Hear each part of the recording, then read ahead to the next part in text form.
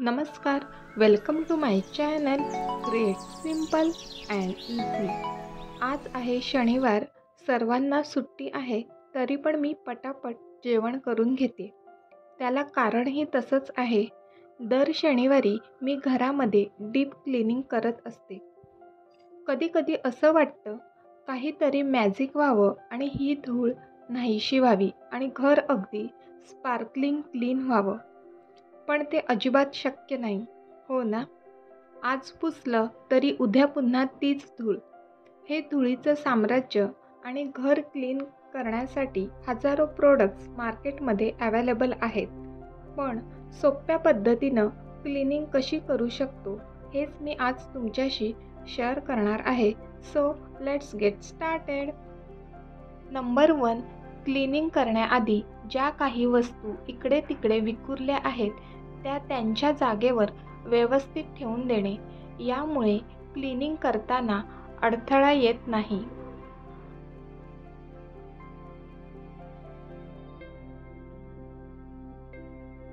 Number 2, cleaning करण्यासाठी ज्या काही वस्तू लागतात, जसं की napkin, brush, water spray, glass cleaner, जेवढ्या काही वस्तू असतील त्या हाताशी ठेवणे। क्लिनिंगसाठी एक प्रो टिप आहे, ते म्हणजे हे मायक्रोफायबर क्लॉथ। हे सगळ्यांकडे असायलाच हवं। त्यानंतर माझं हे फेवरेट होममेड सोल्युशन पाणी, विनेगर आणि हँडवॉश लिक्विड आणि हे ग्लास क्लीनर आहे। आता मी क्लिनिंगला सुरुवात करत आहे, त्यासाठी या मायक्रोफायबर क्लॉथवर थोडंसं सोल्युशन मी स्प्रे केलेलं आहे। तर सुरुवात करणार आहे टॉप म्हणजे पंखा साफ करण्यापासून। तर मायक्रोफायबर क्लॉथनी अशा प्रकारे पंखा क्लीन करायचा आहे, तुम्हाला व्हिडिओमध्ये दिसत असेलच। चुकूनही पंखा साफ करण्यासाठी झाडूचा उपयोग करू नका, कारण लादीवर अशा प्रकारे धूळ जमा होते। त्यानंतर झाडूने पंखा साफ केल्यामुळे धूळ ही थोडीशी सैल होते आणि पंख्यावर तशीच राहते व पंखा चालू केल्यानंतर ती धूळ पुन्हा लादीवर सांडते।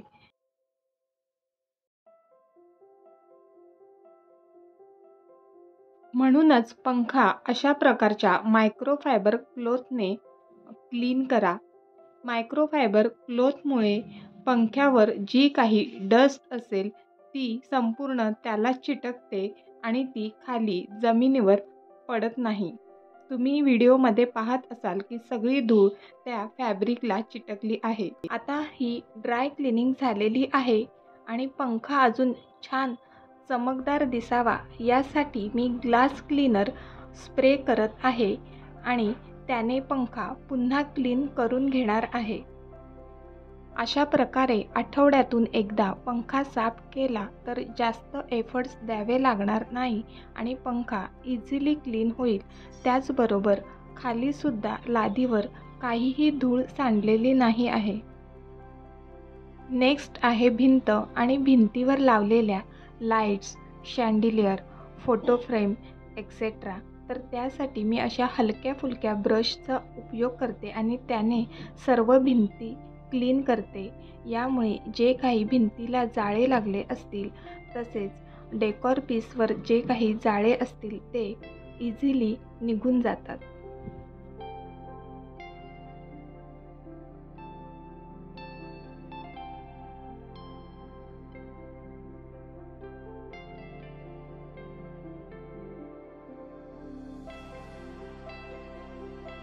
त्याचबरोबर कॅबिनेट किंवा कपाटाचा वरचा भाग सुद्धा पुसून घेणे अत्यंत गरजेचं असतं, कारण आठवड्याभरात त्यावर सुद्धा एक प्रकारची धूळ साचलेली असते।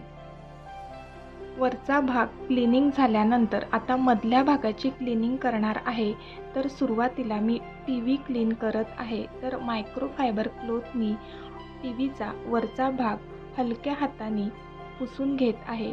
कोणत्याही प्रकारचं सोल्युशन किंवा पाण्याचा उपयोग केलेला नाही आणि मधली स्क्रीन पुसण्यासाठी सॉफ्ट मायक्रोफायबर क्लॉथचा मी इथे उपयोग केलेला आहे।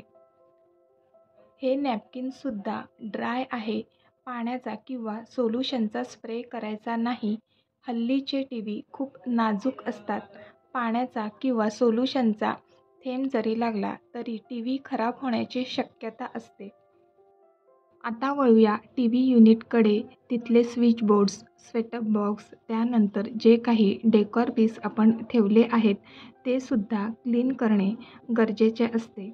आठवड्यातून एकदा मी ग्लास क्लीनरचा उपयोग करून सगळे स्विच बोर्ड्स पुसून घेते. यामुळे स्विच बोर्ड पिवळसर पडत नाही, चांगले पांढरे शुभ्र तसेच्या तसे राहतात.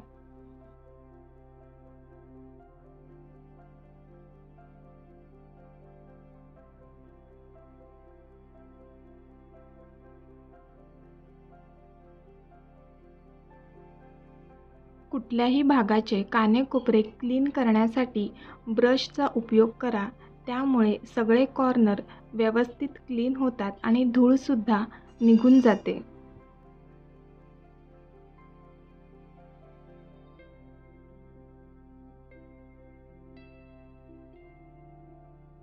घरामध्ये तुम्ही सुद्धा असा बास्केट यूज करत असाल तर प्रत्येक आठवड्याला तो डिक्लटर करायला हवा. म्हणजे पाहिजे असलेल्या वस्तूच त्या बास्केटमध्ये राहतील आणि नको असलेल्या वस्तू आपल्याला टाकून देता येईल आणि जी काही धूळ साचली असेल ती सुद्धा साफ होईल.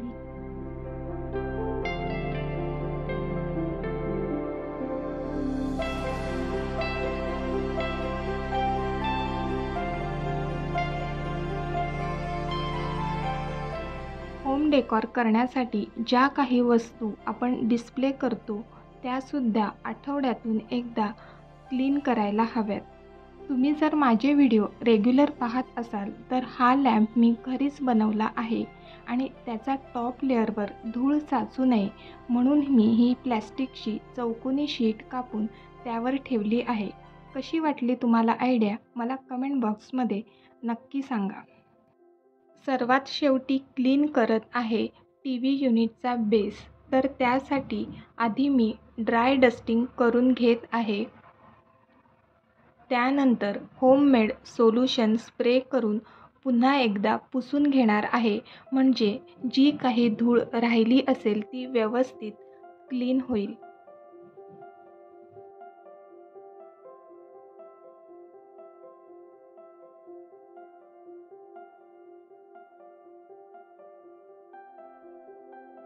आणि आता फर्निचरला शाईन येण्यासाठी नॅपकिनवर ग्लास क्लीनर स्प्रे करून पुसून घेणार आहे.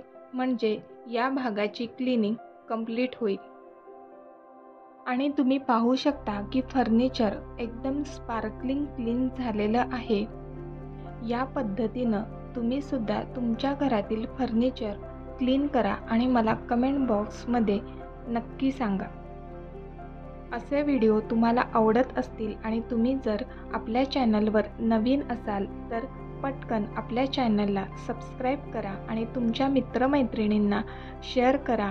म्हणजे आपला परिवार मोठा होईल.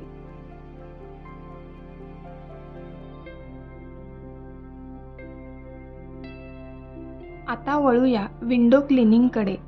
विंडोची जी जाळी असते ती क्लीन करणे खूप मोठा टास्क असतो.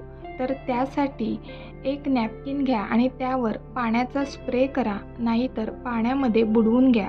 अशा ओल्या नॅपकिनने जाळी ही वरून खाली थोडं थोडं प्रेस करत खाली आणा. म्हणजे जी काही धूळ असेल ती नॅपकिनला चिटकेल आणि धूळ इकडे तिकडे उडणार नाही.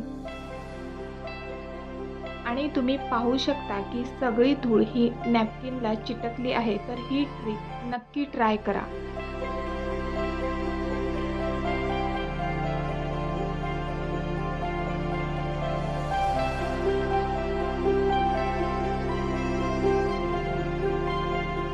काही दिवसांपूर्वीच आम्ही हॉलमध्ये हा सिटिंग एरिया तयार केला आहे. मागे टेकण्यासाठी हेडबोर्ड लावून घेतले आहेत. तर त्याचासुद्धा मेंटेनन्स आहे. तर ते क्लीन करण्यासाठी मी अशा प्रकारच्या ब्रशचा उपयोग करते. याचे ब्रिसल्स खूप सॉफ्ट आहेत. त्यामुळे या फॅब्रिकला कोणतेही नुकसान पोहोचत नाही आणि व्यवस्थित क्लीन होतं.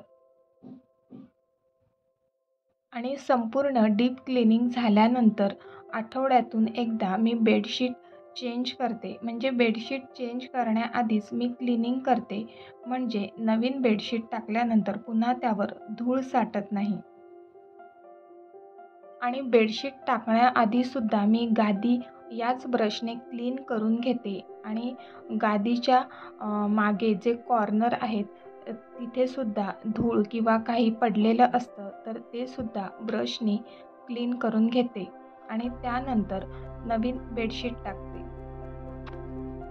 नेक्स्ट ही क्लिनिंग टेप नाही आहेत, पण उशा अशा टेपून चपट्या होतात, तर त्याला फुलवण्यासाठी सगळ्या बाजूने असं प्रेस करायचं आहे, म्हणजे त्या छानपैकी फुलतात आणि दिसायलासुद्धा छान दिसतात. त्यांचा शेपसुद्धा जशाच्या तसाच राहतो.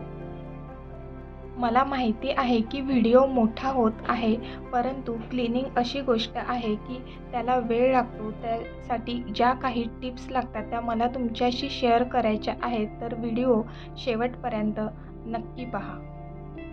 तुमच्या घरीसुद्धा असे खाचखळगे असलेले डेकॉर पीस असतील तर ते ब्रशने क्लीन करा, म्हणजे त्यांच्या प्रत्येक कानाकोपऱ्यातली धूळ ही निघून जाते. नेक्स्ट आहे आरसा क्लीन करणे.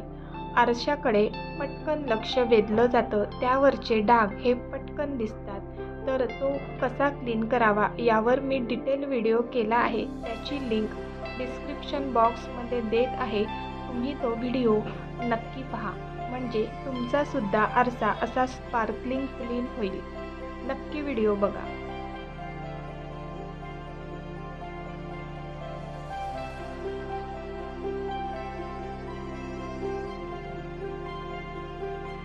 आरसा ज्याप्रमाणे क्लीन ठेवावा लागतो त्याचप्रमाणे वॉल टाईल्ससुद्धा क्लीन ठेवाव्या लागतात, कारण त्यावर जरी डाग लागले तरी पण ते पटकन दिसतात. तर मी आठवड्यातून एकदा एकेका भागाच्या वॉल टाईल्स क्लीन करते, म्हणजे महिन्याभरात किचनमधील वॉशरूमच्या बाजूला ज्या काही वॉल टाईल्स आहेत त्या व्यवस्थित क्लीन राहतात.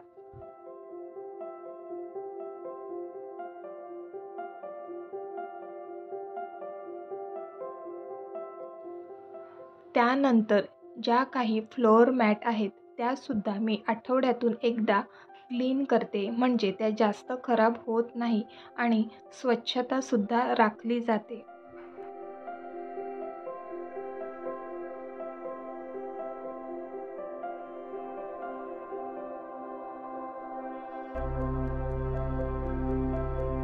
आणि सगळ्यात शेवटी महत्त्वाचं म्हणजे डीप क्लिनिंग केल्यानंतर लादी पुसणे. तर मी 15 दिवसातून एकदा लादी पुसण्यासाठी गरम पाणी घेते आणि त्यामध्ये केस धुवायचा शॅम्पू टाकते. यामुळे काय होते, गरम पाण्यामुळे जी काही डर्ट असेल ती व्यवस्थित निघते आणि शॅम्पूमुळे लादी अशी स्पार्कलिंग क्लीन होते. तर ही ट्रिक तुम्ही नक्की ट्राय करा.